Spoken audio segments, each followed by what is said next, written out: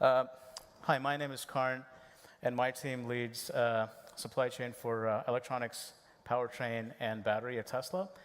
And we've also got responsibility for indirect purchasing, construction procurement, and warehousing and distribution.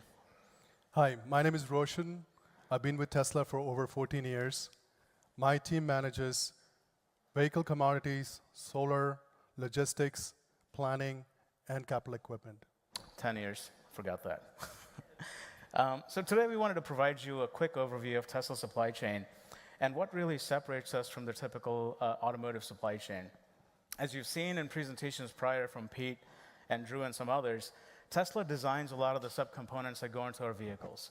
So we're not buying things that are off the shelf from suppliers. So supply chain is not purely a commercial relationship as it is in most other companies. We actually have an arm within supply chain called Supply Industrialization Engineering. And the burden of taking a drawing, a design from concept and turning it into thousands of products produced at the right cost and at the right yield falls with this group. Of course, they work very closely with design engineering. But really, the level of detail that our engineers get involved in terms of building the capability of the suppliers is pretty detailed. So, once we get a new part, naturally, with electric vehicles, a lot of the supply chain doesn't exist. Our engineers would basically take the drawing, turn it into a manufacturing concept, do the equipment selection, and physically go to the supplier and stay there for weeks or months, however long it takes, to basically do the line bring up. Once the line is brought up and we're hitting the right rate, the right quality, at the right yield, then we work on things like automation and yield improvement and those types of activities. So there's a big group of mechanical, electrical, industrial, you name it, engineers within supply chain, and it's their responsibility to take care of this. Now, this is a huge strategic advantage because we manage every detail of our supply chain, because we're so integrated with our partners that we know about issues before they happen. It's almost live. We've got dashboards, we've got connections, and across the 10,000 or so factories across the world that are making our components, we have a pretty good view of the health of those suppliers, and this has been a key asset in how we've been able to kind of manage things through a lot of different issues over the past couple of years. So, supply chain is a game of perfection. Perfection is a passing grade. It's like if one part doesn't show up, that line goes down, and our CEO finds out about it in less than 20 minutes. Tesla is very different than Apple. They outsource manufacturing, we do it in-house. So supply chain is kind of right in the middle. And perfection is increasingly elusive and very expensive if you kind of look at all the issues we've had to encounter over the past year.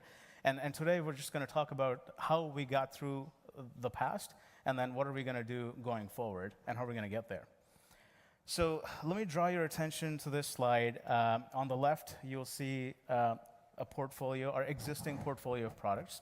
Right at the top, you've got the S and X platform.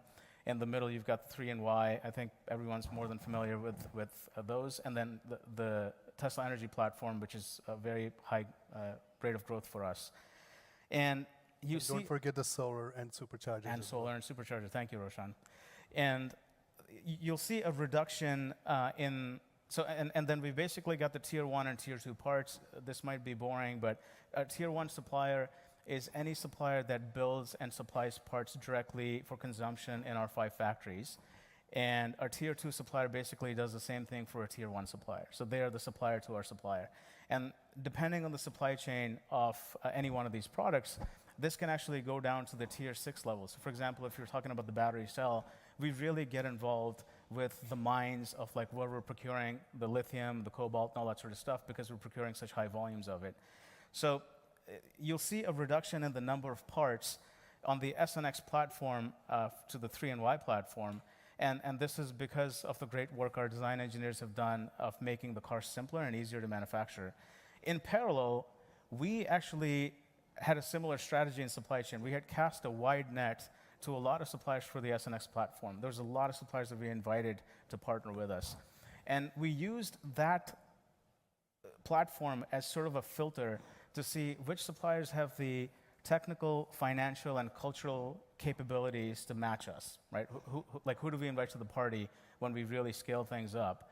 And we've really dramatically reduced the number of suppliers that we were dealing with for the 3NY platform. And this is an approach we'll continue to do for future platforms as they come along that are even more high volume.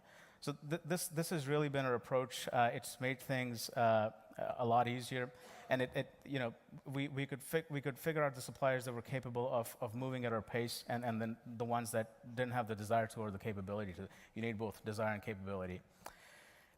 Secondly, the complexity on the tier 2 level is very high, right? These are the suppliers to our suppliers, and there are a lot of components. So think about silicon, think about resistors, capacitors, diodes, all the little assemblies. All the raw materials. Raw materials, that's even further down. Yeah. But all these little sub-assemblies that have to come into Tesla, the complexity is immense. So even though at the tier 1 level we're talking about 8,000 parts total, it seems like a lot, but it's not a lot. The management of the tier 2 is really where we excel. And I'd like to illustrate that with an example. Meet the car computer. Very innocent sounding name, and it's anything but. This is an absolute monster to manage. So I think you've all seen the picture on the left of the autopilot board. That's the top of the autopilot board. The autopilot board also has a bottom, and the bottom is populated heavily with components. On the other side of the heatsink, you've got the MCU, the multimedia cluster board.